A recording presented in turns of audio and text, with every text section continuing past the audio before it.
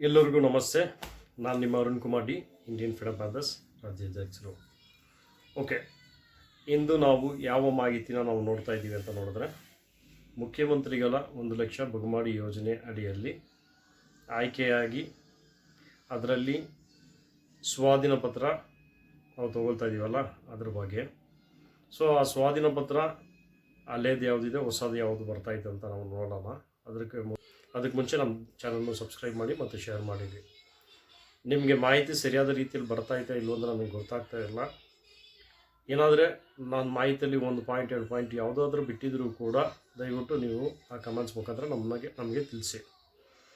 Okay, ಸ್ವಾಧೀನ ಪತ್ರ ಹಲವಾರು ಜನ ಕೇಳುವಂಥ ಒಂದು ವಿಷಯ. ಸರ್, ನಾವು ಸ್ವಾಧೀನ ಪತ್ರ ಹಳೇದು ತೊಗೊಂಡಿದ್ದೀವಿ ಅಂದರೆ ಒಂದು A4 ಸೈಜ್ ಶೀಟಲ್ಲಿ ನಾವು ಸ್ವಾಧೀನ ಪತ್ರ ತೊಗೊಂಡಿದ್ದೀವಿ.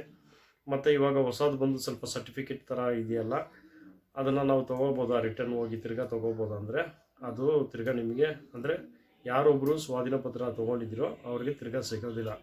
ಇವಾಗ ಯಾರು ಹೊಸಬ್ರು ಬಂದು ಅದನ್ನು ಹೋಗಿ ಸ್ವಾಧೀನ ಪತ್ರ ಪಡ್ಕೊಳ್ತಾ ಇದ್ದಾರೋ ಅವ್ರಿಗೆ ಮಾತ್ರ ಆ ಒಂದು ಸರ್ಟಿಫಿಕೇಟ್ ಥರ ಇರೋದನ್ನು ಕೊಡ್ತಾ ಇದ್ದಾರೆ. ಸೊ ಅದಕ್ಕೂ ಏನಾದರೂ ಚೇಂಜಸ್ ಇದೆ ಅಂದರೆ ಅದು ಯಾವುದೇ ಥರದಲ್ಲೂ ಚೇಂಜಸ್ ಇಲ್ಲ. ಅಂದರೆ ಇದು ಸರ್ಟಿಫಿಕೇಟ್ ಆಗಿದೆ, ಅದು A4 ಸೈಜಲ್ಲಿ ಇದೆ. ಬಟ್ ಆದರೆ ನಿಮಗೆ ಅದು ವ್ಯಾಲಿಡ್ ಇದೆ. ಅದನ್ನು ಏನೋ ನಾವು ಒಂಥರ ನಮಗೆ ಅದು ಎಲ್ಲೋ ಒಂದು ಕಡೆ ಕೆಳಗಡೆ ಇರೋ ಥರ ಮತ್ತು ಆ ಥರ ಯೋಚನೆ ಮಾಡೋಕ್ಕೆ ಹೋಗ್ಬೇಡಿ. ಅದನ್ನು ಕೂಡ ನೀವು ಏನೋ ಒಂದು ಪೇಪರಲ್ಲಿ ಕೊಟ್ಬಿಟ್ಟಿದ್ದಾರೆ ಅಂತ ಯೋಚನೆ ಮಾಡೋಕ್ಕೆ ಹೋಗ್ಬೇಡಿ. ಅದು ನಿಮಗೆ ವ್ಯಾಲಿಡ್ ಇರುತ್ತೆ. ಸೊ ಇವಾಗ ಹೊಸದು ಕೊಟ್ಟಿರೋದು ನಿಮಗೆ ವ್ಯಾಲಿಡ್ ಇರುತ್ತೆ. ಧನ್ಯವಾದ.